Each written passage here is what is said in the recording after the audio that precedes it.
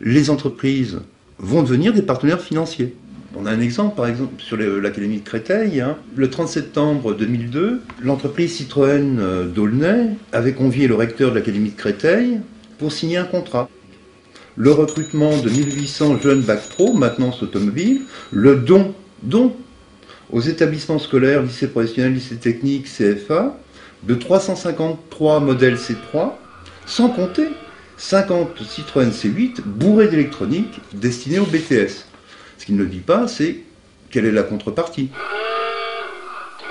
C'est 1800 jeunes qui vont être embauchés, tant mieux pour eux, par Citroën. Comment on va les former? Est-ce qu'on va les former, par exemple, à une culture générale? On va faire quelque chose où finalement c'est l'entreprise qui va dicter à la fois les contenus de l'enseignement, les contenus de formation et les contenus comportementaux. Dans ce monde-là, même une entreprise publique, même une entreprise mutuelle ou associative ou coopérative, prend plus ou moins, et plutôt plus qu'au moins, la nature de l'entreprise capitaliste. Parce que pour se battre contre une entreprise capitaliste qui n'a pas de mission noble ou politique, les autres entreprises, publiques, coopératives, etc., sont amenées à abaisser leurs exigences concernant les missions les plus nobles. Aujourd'hui, la Poste est un groupe qui intègre la Poste que tout le monde connaît, guichet facteur, et un certain nombre de filiales en France ou à l'étranger. Donc c'est ni plus ni moins qu'on va dire la même politique que Vivendi, que France Télécom, que Total. Par exemple, on sait que la Poste française est très intéressée et a demandé d'ailleurs la mise en bourse de la Poste grecque. Parce que la Poste française envisage de racheter par actionnariat une bonne partie de la Poste grecque. Mais qu'est-ce qu'elle va racheter? Elle va racheter ce qui est totalement rentable. Elle va se comporter comme un actionnaire, quel qu'il soit, qui rachètera ce qui est rentable et laissera tomber les missions de service public du côté grec. Les responsables de la Poste que j'ai rencontrés me disent « Mais oui, mais vous comprenez bien, il y a des bureaux de poste où il n'y a personne. » Je dis « Mais quand je viens à l'USAS, moi, il y a toujours quelqu'un. » « Oui, mais c'est une personne qui passe 1 heure le matin pour acheter un timbre et 1 heure l'après-midi pour acheter un deuxième timbre. Donc, c'est pas rentable. » Oui, mais d'accord, mais si le gars est à la Poste, c'est que pour lui, c'est utile. Je ne vois pas une boîte privée aller distribuer tous les jours du courrier en zone rurale. Je ne vois pas une boîte privée aller faire les 3 km qui séparent la route du chemin de terre pour aller chez le paysan qui habite au fin fond de son champ, aller distribuer le courrier tous les jours. La Poste me dit « Oui, mais vous vous rendez compte, il y a des gens qui font exprès d'être abonnés au journal pour avoir la visite du facteur tous les jours. » Donc ça va pas, l'air de dire « C'est malhonnête. C'est malhonnête, vous vous rendez compte ?» Moi je réponds « Oui, mais d'accord, mais c'est que c'est utile. Si le gars il s'abonne au journal pour avoir la visite du facteur, c'est que c'est utile, c'est que ça rompt l'isolement, c'est que c'est un système de sécurité. » Il devrait rester à peu près à terme d'ici, et à terme c'est peu, c'est 2007, il devrait rester environ 6000 bureaux de poste, le reste étant des points poste chez le buraliste, chez le boucher, dans tous les endroits où le bureau de poste est jugé non rentable. Moi je veux bien entendre le discours de rentabilité, mais la société elle est perdante. Si le petit vieux n'a plus de visite chez lui, qui n'est pas tranquille et qu'il est inquiet pour sa santé, ou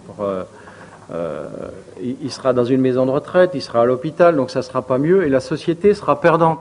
Voilà le résultat. La GCS vise le démantèlement des services publics et de plus, il gère la circulation des travailleurs sans le moindre respect humain. Les ressortissants des pays pauvres vont travailler dans les pays riches avec des contrats et des salaires de leur pays d'origine, et les pays qui les accueillent en profitent pour tirer les protections sociales vers le bas. La GCS, c'est généraliser une pratique qui existe déjà dans certains domaines, comme les transports routiers ou la marine marchande. Tiens, comme c'est curieux, ça ne vous rappelle pas quelque chose? La directive Bolkestein, bon sang, mais c'est bien sûr!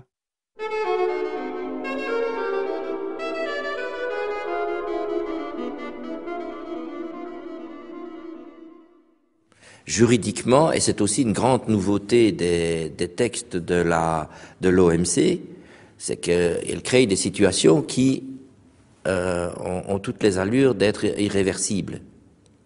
Puisque si un pays veut modifier la liste des services qu'il a engagés dans un processus de libéralisation, aujourd'hui, en vertu de la GCS, il doit soumettre cela à l'OMC. Et puis, il doit être prêt à accepter de payer des compensations à tous les autres États membres de l'OMC qui en demanderaient. Imaginons que le Cameroun engage le secteur de l'éducation au niveau de l'OMC et décide de revenir en arrière et de retrouver la maîtrise de son éducation. Les États-Unis auraient fourni des services d'enseignement supérieur au Cameroun, seraient mécontents, disent ce désengagement a un coût de telle hauteur. Donc nous demandons au Cameroun d'ouvrir un autre secteur dans lequel nous, Américains, on est compétents, qui nous permettent de récupérer une somme équivalente, par exemple dans le secteur de la santé. Mais cette ouverture ne devrait pas se faire que vers les États-Unis. La France aurait fourni de l'enseignement supérieur aussi, et un peu d'enseignement secondaire.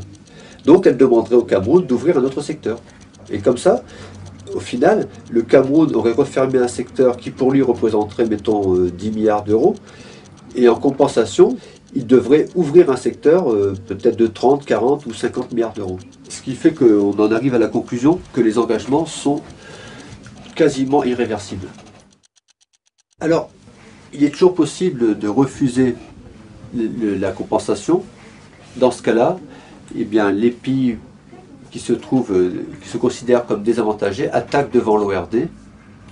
Et donc là, on tombe sur un système de compensation financière qui, pour un pays comme le Cameroun, sont totalement inimaginables. Parce que il n'y a que les pays riches, puissants financièrement, Chine, Union européenne, États-Unis, etc., qui sont capables de supporter des compensations financières face à une telle situation. Vendre les services publics en créant une espèce de justice internationale qui ensuite rendrait le processus irréversible en le cloisonnant et en faisant peser des menaces d'amende et de charges financières colossales si on revenait sur cet engagement pris par les dirigeants. C'est vraiment un argument fort pour faire peur à tout le monde, pour en fait annihiler tout sentiment, toute volonté de révolte. Une fois que les États sont engagés, de toute façon on ne pourra plus rien y faire. Le problème est quand même plus ouvert que cela, dans la mesure où toute œuvre humaine peut être modifiée, corrigée ou abrogée. Et l'accord général sur le commerce des services, comme toutes les règles de l'OMC, sont des œuvres humaines qui résultent d'un choix politique, d'une volonté politique. Il n'y a pas de fatalité là-dedans. En septembre 2003, lors de la conférence ministérielle de l'OMC à Cancun, 21 pays émergents menés par l'Inde, le Brésil et la Chine se sont unis pour tenir tête aux États-Unis et à l'Union européenne. Bilan, aucun accord n'a été trouvé et les négociations ont été bloquées. C'est un sérieux échec pour tout le monde parce que tout le monde aurait pu gagner ici, les riches, les moins riches, les pauvres, et tout le monde a perdu. Les pauvres, les moins riches et les riches.